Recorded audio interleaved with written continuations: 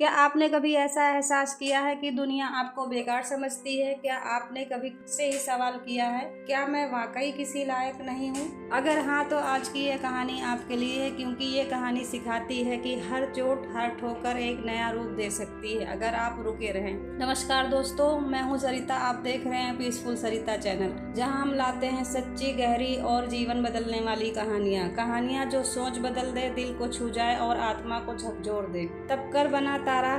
गांव के एक कोने में बरगद का पुराना पेड़ था। उसके नीचे रोज सुबह एक नौजवान बैठा करता था, नवीन। 23 साल का, पढ़ा लिखा पर बेरोजगार। शहर की चमक धमक से लौट आया, सपनों में धूल और आंखों में खालीपन लेकर। ना किसी से बात करता, ना किसी से नजर मिलाता, बस जमीन पर लकीरें बनाता और मिटा देता। गांव वाले ताना मारते, उसे निकम्मा, बेकार, असफल कहा जाने लगा। पर कोई नहीं जानता था कि नवीन बाहर से शांत था मगर अंदर से टूट चुका था। एक दिन दोपहर में जब सूरज आग उगल रहा था, एक आवाज आई, अरे बेटा, यहाँ क्यों बैठा है? वे थे हरीलाल काका, 60 साल के बुजुर्ग किसान, सिर पर गमछा, हाथ में हल और हाथ में 2 बैल। चल खेत तक, हल चलाना है, थोड़ी मदद कर दे, मन भी लगेगा। नवीन चौंका। कोई था जिसने न ताना मारा, न सवाल किया, बस उसे सीधा चलने को कहा और नवीन चल पड़ा। खेत की मिट्टी, बैलों की टापे और पसीने के बूंदे, सबके बीच एक नई राहत थी। हरीलाल काका ने कहा, बीज बोना काफी नहीं होता बेटा, हर दिन पानी देना पड़ता है, मेहनत करनी पड़ती है। फल अपने आप नहीं आता, उसे बुलाना पड़ता है, रोज आना। नवीन चुप था, पर भीतर कुछ हलचल थी।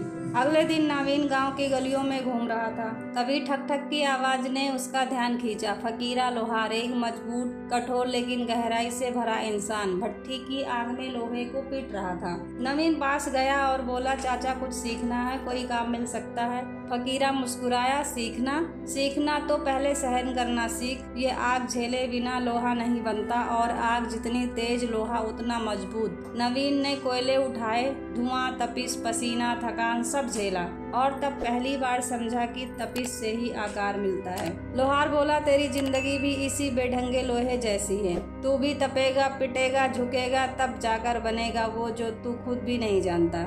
एक शाम बेचैनी से भरा नवीन गांव से बाहर निकल गया। चलते चलते नदी किनारे पहुंचा, जहां एक महंत साधु बाबा पीपल के नीचे ध्यान मग्न बैठे थे। नवीन उनके पास गया, कुछ कहे बिना। कुछ देर बाद साधु बोले, बेटा, बाहर जवाब ढूंढने से पहले खुद से बात कर।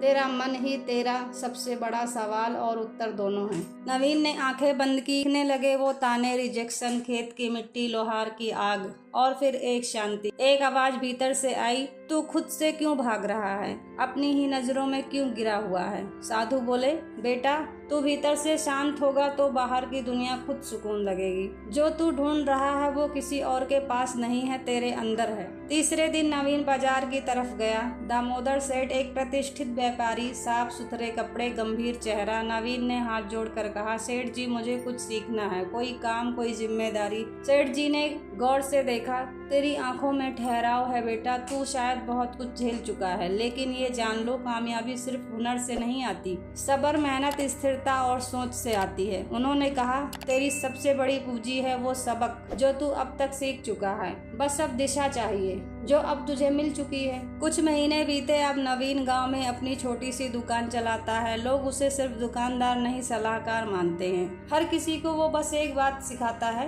किस्मत वहाँ बदलती है जहाँ सोच बदलती है। दोस्तों, नवीन की कहानी सिर्फ उसकी नहीं, ये हम सब की कहानी। हर ठोकर, हर तकलीफ हमें तोड़ने नहीं, गढ़ने आती है। अगर आप भी जीवन की किसी आग, किसी खेत, किसी तूफान से गुजर रहे हैं तो रुको मत, कि तब कर ही तारा बनता है। ये कहानी आपके मन को छू गई हो तो इसे दूसरों तक जरूर पहुंचाइए। और अगर आप ऐसी ही प्रेरणादायक, सोच बदलने वाली कहानियां चाहते हैं तो अभी पीसफुल सरिता चैनल को सब्सक्राइब करें, क्योंकि यहाँ हम कहानियां नहीं सुनाते, हम जिंदगी से जुड़ने का रास्ता दिखाते हैं। पीसफुल सरिता, जहाँ हर कहानी में छुपा है एक नया सबक।